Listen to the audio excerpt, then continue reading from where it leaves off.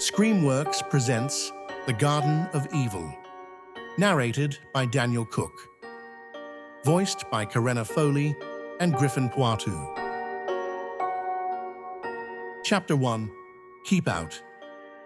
In the drowsy heat of a suburban summer, where the air shimmered with the hum of cicadas and the scent of freshly cut grass, a quiet cul-de-sac basked under a cloudless sky. Modest houses lined the street, their lawns manicured, their windows glinting in the midday sun. At the center of this tranquil scene, two siblings, Susie and Dominic, stood in the middle of the asphalt, a red frisbee sailing between them like a scarlet bird slicing through the haze. Susie, her ponytail bouncing, hurled the frisbee with a flick of her wrist. It spun toward Dominic, who caught it with a grin, his sneakers scuffing the pavement. With a mischievous glint in his eye, he tossed it back, too hard.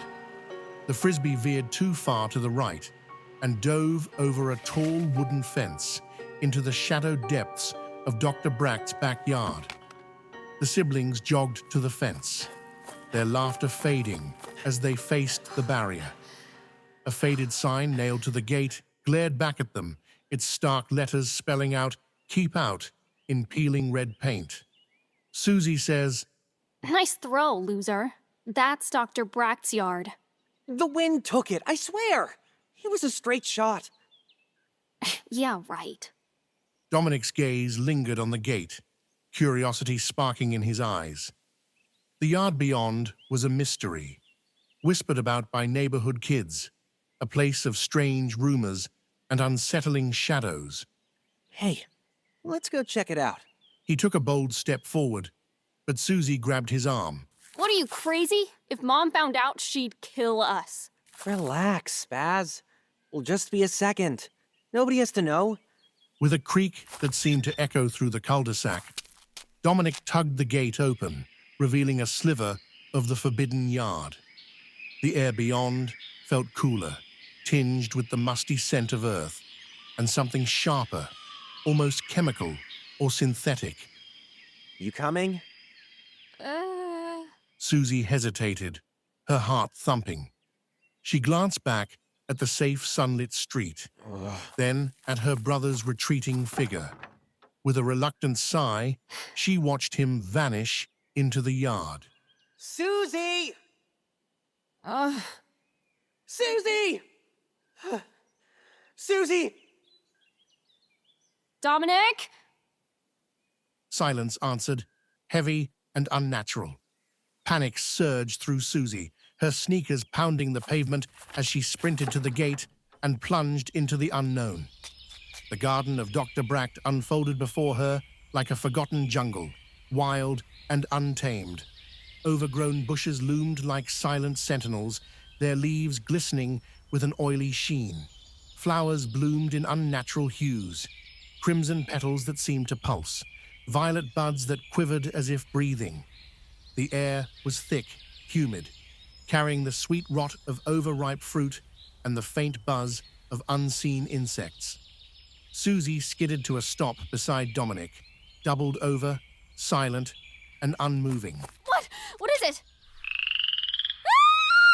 Ha ha! Got you! Susie swatted his arm, Ow! her fear morphing into frustration. The slimy green frog leaped from his hand and disappeared into the damp and unusual vegetation. I thought something bad happened. You know what they say about this guy? The noises, the lights, the experiments. Blah, blah, blah. Ugh, why do you always have to be so boring? We're here. Let's just have a look around. Unless you've got something better to do. Susie glanced back at the gate, but the mystery of the garden seemed to call her. Okay, but just for a second. Dominic darted deeper into the garden, his sneakers crunching on the gravel Hey, path. what kind of flowers are these? Susie lingered, her eyes wandering over the tangled expanse of the garden. That frisbee's got to be around here somewhere. She took a cautious step forward, the ground soft and spongy beneath her sneakers, as if the earth itself were breathing. A faint rustle stirred the bushes to her right, sharp and sudden, like whispered secrets. She froze, her breath catching. Had a vine twitched, slithering just beyond her sight? She squinted into the shadows, where the foliage seemed to sway against the still air.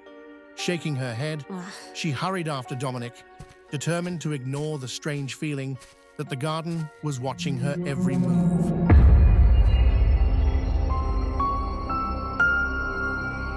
Chapter 2, It Came Alive. Susie's eyes caught a flash of red in the undergrowth. The frisbee tangled in a snarl of thorny vines. She crouched, tugging at it, but the vines seemed to resist, tightening their grip. She yanked harder, her fingers stinging, as the frisbee finally came free with a snap. Dominic rummaged through a pile of rusted lawn equipment. Shovels, clippers, and a tarnished saw blade, their edges dulled by time, but heavy with menace. Look at all this old junk. I wonder what he uses it for. The garden seemed to watch, its shadows lengthening as the sun dipped behind the house. Okay, I've got the frisbee. Now let's get out of here. This place gives me the creeps. Oh, come on. Just a few more minutes. Now, Dominic, or I'm telling Mom. Oh, fine. His voice was heavy with disappointment, but he conceded. As he took a reluctant step toward the gate, a peculiar noise rippled through the garden. What was that? Susie froze, her eyes darting to the bushes nearby, where the leaves trembled as if stirred by an unseen hand.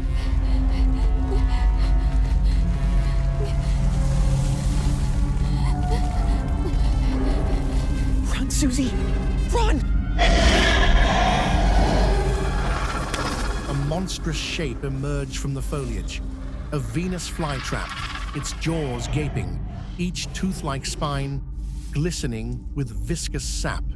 Its stalk swayed like a serpent, towering over the siblings, its leaves quivering with hunger. Susie spun toward the gate, but the garden came alive. A thick vine, gnarled, pulsing, shot from the earth, coiling around her ankle. With a yank, it hoisted her into the air as she dangled helplessly above the fly trap's maw. Dominic! Dominic, do something! The red frisbee slipped from her grasp, clattering to the ground with a hollow clunk. The fly trap's jaws strained, squeaking and popping as they tore free of clinging vines. Dominic! Dominic's eyes darted to the pile of lawn equipment. His hands closed around a rusty saw blade, its jagged edge glinting dully. With a desperate shout, he swung, the blade slicing through the vine with a wet crunch. The fly trap squealed, a high-pitched wail of pain. Let's get out of here! They sprinted toward the gate, the garden lashing out in fury. Susie!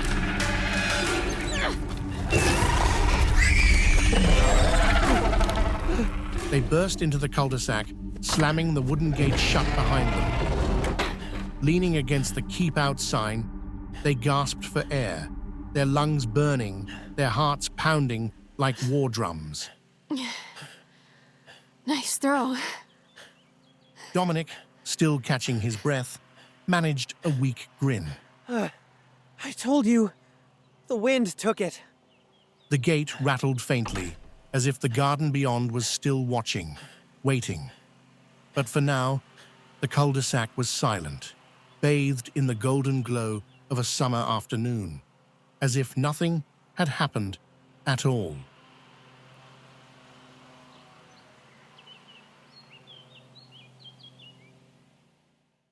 We hope you've enjoyed this presentation of The Garden of Evil by ScreamWorks Generative Labs.